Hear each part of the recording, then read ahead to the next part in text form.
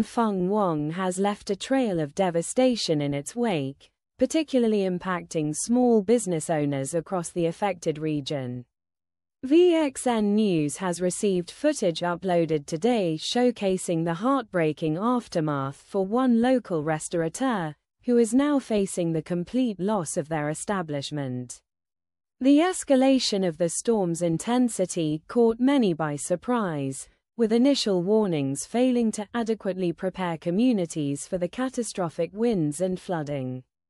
Beyond the immediate economic impact on business owners like the individual featured in the footage, there are growing humanitarian concerns regarding access to clean water, food, and shelter for displaced residents. The scale of the destruction raises broader regional implications as neighboring areas grapple with potential supply chain disruptions and an influx of refugees seeking aid. The long-term recovery process is expected to be extensive, demanding coordinated efforts from local authorities, national governments, and international organizations to address the immediate needs of survivors and rebuild damaged infrastructure. Thank you for listening. Please follow or subscribe to get more updates from VXN News.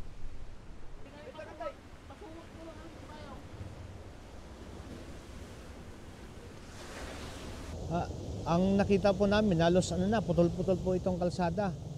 Hindi kami makaraan doon sa pinilit lang po namin na talagang puntahan po itong pwesto po namin para makita naman po namin yung sitwasyon. Tapos nung nakita nga po namin, sobrang nalungkot po kami. Yung naiiyak na hindi mo alam yung gagawin. Ito po kasi yung talagang parang po namin, pinagkakakitaan.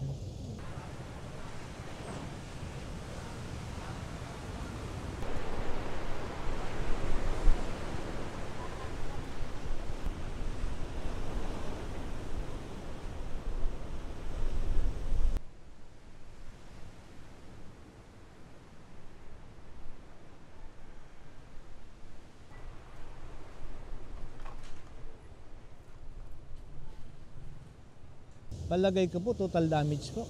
Kasi wala na, hindi na rin po pakikinabangan yung building.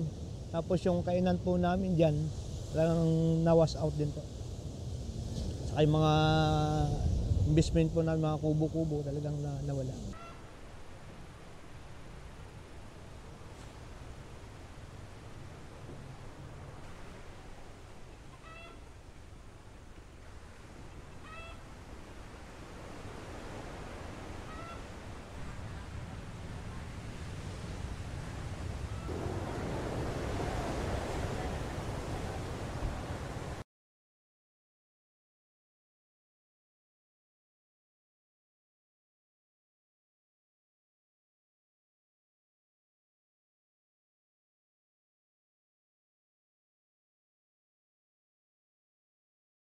Matagal po.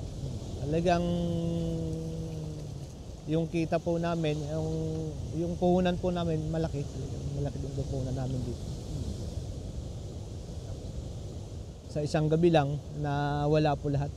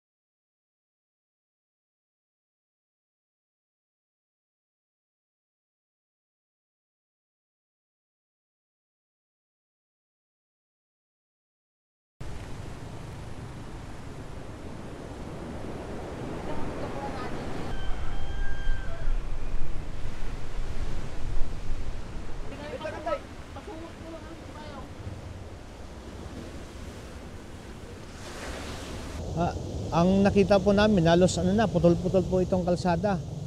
Hindi kami makaraan doon sa pinilit lang po namin na talagang puntahan po itong pwesto po namin para makita naman po namin yung sitwasyon.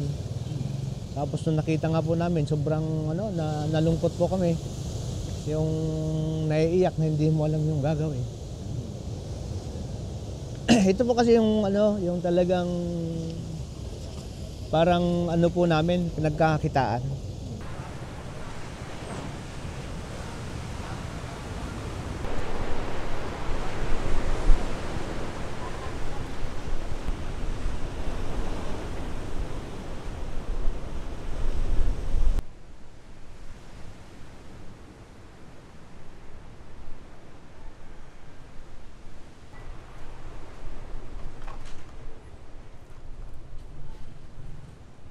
Palagay ko po total damage po. Kasi wala na, hindi na rin po pakikinabangan yung building. Tapos yung kainan po namin dyan, talagang nawas out din po. Saka yung mga investment po namin, mga kubo-kubo, talagang nawala.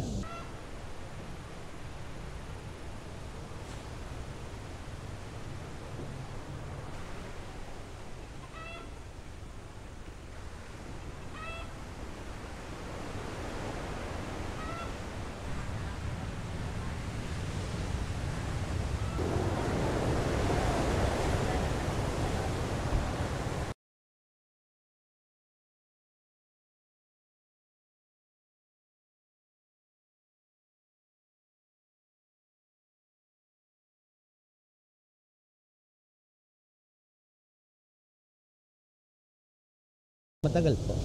Talagang yung kita po namin, yung puhunan po namin malaki. Malaki din yung puhunan namin dito. Sa isang gabi lang na wala po lahat.